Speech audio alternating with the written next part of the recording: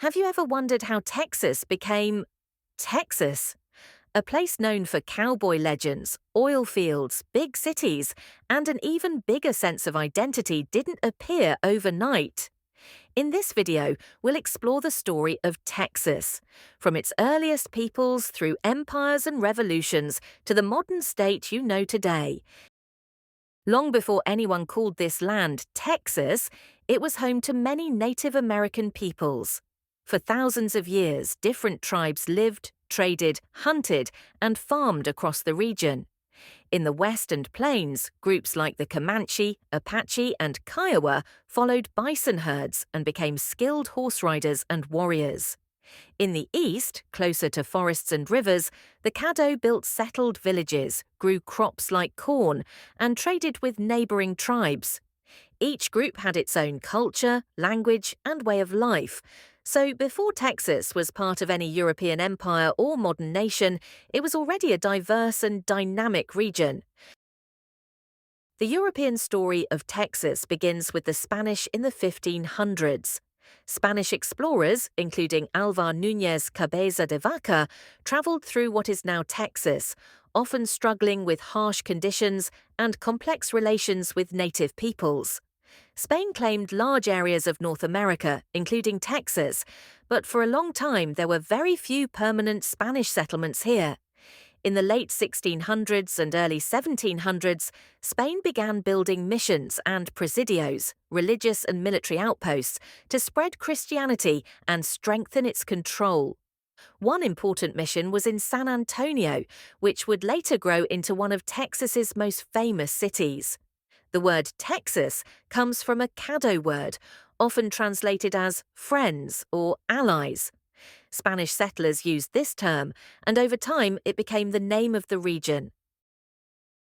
In 1821, Spain's long rule over Mexico ended when Mexico won its independence. Texas, which had been a remote northern province of the Spanish Empire, now became part of the new nation of Mexico.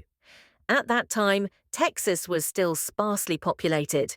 To help develop the region, the Mexican government allowed settlers, many from the United States, to move into Texas under certain conditions, such as converting to Catholicism and following Mexican law.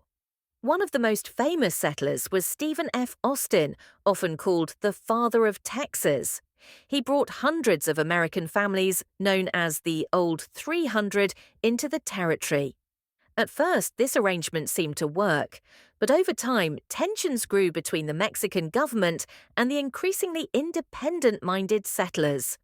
Disagreements about laws, immigration, language, and local control slowly pushed the region toward conflict.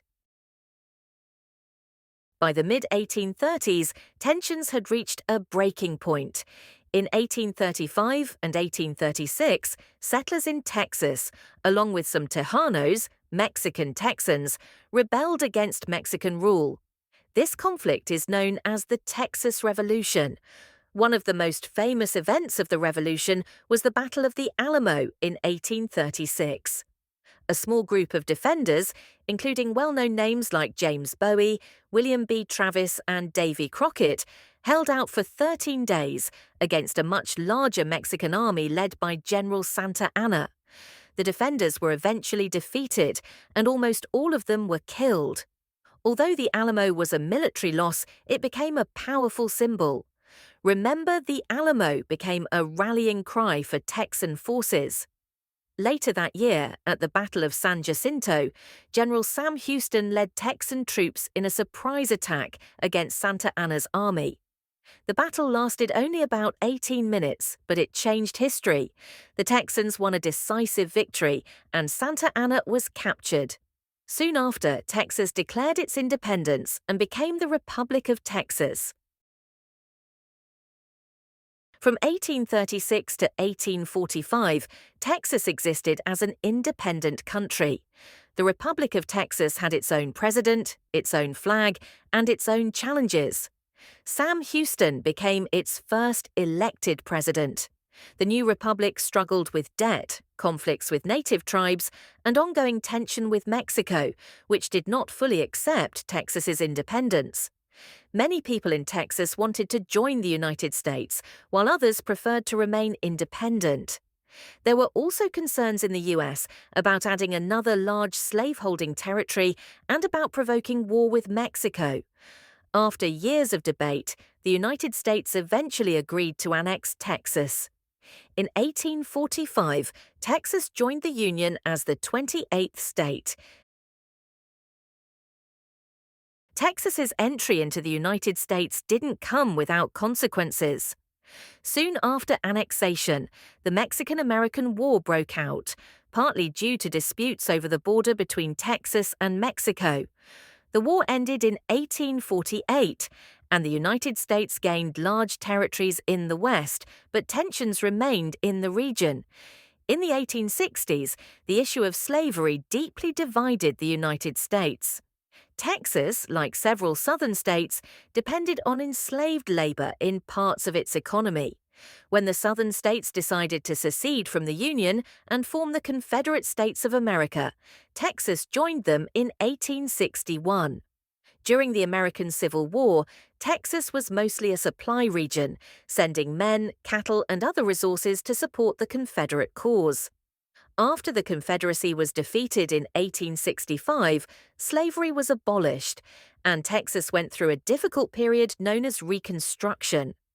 Over time, Texas rejoined the Union, but the social and political changes of that era would shape its history for generations.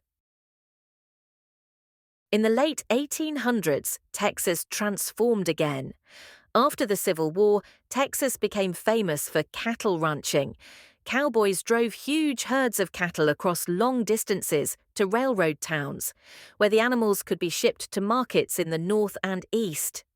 These cattle drives and the image of the cowboy left a lasting mark on Texas culture and American popular imagination. At the same time, railroads spread across the state, connecting cities and towns and making it easier to move people, goods, and resources. Then came oil. In 1901, a major oil well called Spindletop, near Beaumont, struck a massive underground oil reserve. Oil shot into the air and signaled the beginning of a new era. Texas quickly became a central region in the oil industry, attracting investment, jobs, and rapid economic growth. Oil wealth helped fund cities, universities, and infrastructure, but it also made the Texas economy more dependent on energy markets and global demand. In the 20th and 21st centuries, Texas has continued to grow and change.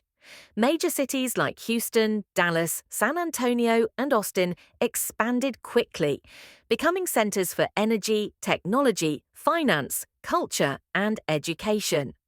Texas's population became more diverse, with strong cultural influences from Mexico, other Latin American countries, and migrants from all over the United States and the world. Today, Texas is known for its mix of identities: rural and urban, traditional and modern, local pride and global connections. It plays an important role in U.S. politics and the economy and remains one of the fastest-growing states in the country.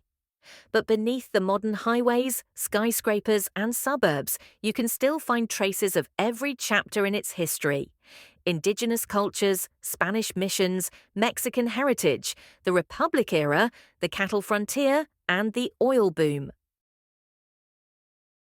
The story of Texas is a story of change.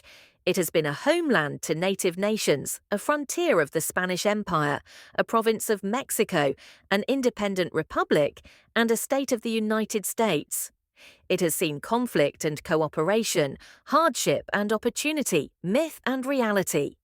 Understanding the history of Texas helps us understand why the state feels so unique today, why its identity is so strong, and why its past still shapes its present. If you'd like to learn about the history of other US states, let me know which one you'd like to see next.